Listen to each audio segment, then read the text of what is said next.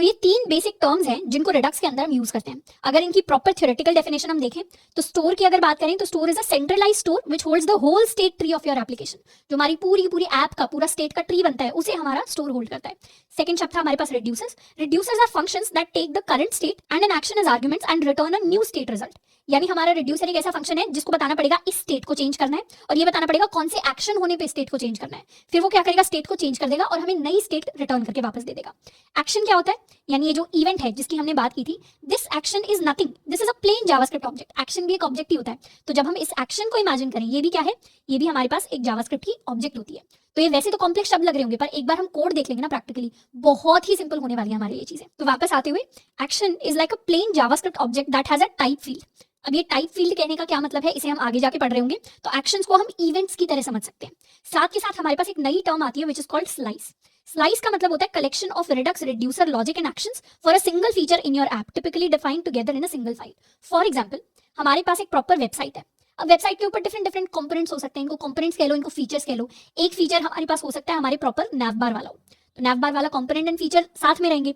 एक हो सकता है हमारे पास प्रॉपर एक फुटर हो, फुटर के अंदर भी कुछ कुछ डिफरेंट डिफरेंट फीचर्स हो सकते हैं।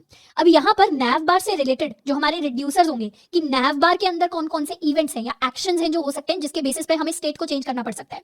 तो यहाँ पे रिड्यूसर्स प्लस एक्शंस का जो कॉम्बिनेशन होगा, उन सबको अगर हम डिफाइन करना चाहें तो उनको हम एक सिंगल फाइल के अंदर डिफाइन कर सकते हैं और उस फाइल को हम बेसिकली अपनी स्लाइस कह देंगे। तो जब हम फीचर्स में डिवाइड कर देते हैं अपने प्रोजेक्ट को, जैसे हम अपने प्रोजेक्ट को कंपोनेंट्स में डिवाइड करते हैं कि ये हमारी वेबसाइट है, ये हमारा नैव बार वाला कंपोनेंट है, नीचे हमारा फुटर वाला कंपोनेंट है, यहाँ पे हमारा कुछ कार्ड वाला कंपोनेंट है, यहाँ पे हमारा पेमेंट वाला कंपोनेंट है। तो मल्टीपल कंपोनेंट्स को मिला के एक सिंगल वेबसाइट बनती है।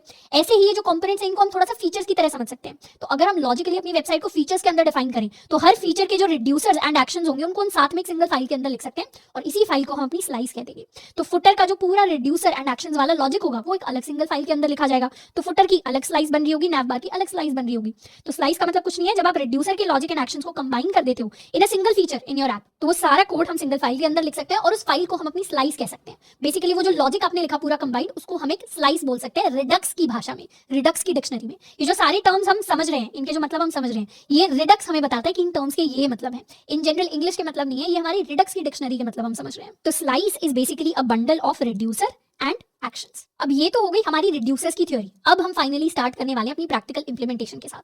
तो प्रैक्टिकल इंप्लीमेंटेशन के लिए हम एक टू डू लिस्ट को बिल्ड करने की कोशिश करेंगे। अब टू डू लिस्ट को हमने स्पेसिफिकली इसलिए चूज किया because it is really simple to understand. To do list को हमने जावास्क्रिप्ट के अंदर भी किया था, उसी को हमने प्लेन नॉर्मल रिएक्ट के अंदर भी किया था, एंड उसी को अगर हम रिडक्स के अंदर करेंगे तो हमें डिफरेंसेस समझ में आएंगे कि किस तरीके से प्लेन रिएक्ट और रिडक्स के अंदर क्या क्या डिफरेंसेस आ जाते हैं, क्योंकि सेम एग्जांपल हम रिडक्स को यूज करके लिख रहे होंगे। अब जब हम अपनी टू डू लिस्ट को बिल्ड करेंगे, हम अपने यूआई के ऊपर ध्यान नहीं देने वाले, क्योंकि यूआई के अंदर हम ऑलरेडी बहुत सारी चीजें पढ़ चुके हैं अपने बैच के अंदर। तो आप चाहे तो अपने टाइम में बैठकर हमारी जो टू डू लिस्ट होगी उसका यूआई आप इंप्रूव कर सकते हैं। हम फोकस करेंगे सिर्फ और सिर्फ अपने रिडक्स एंड रिडक्स टूलकिट के लॉजिक के ऊपर।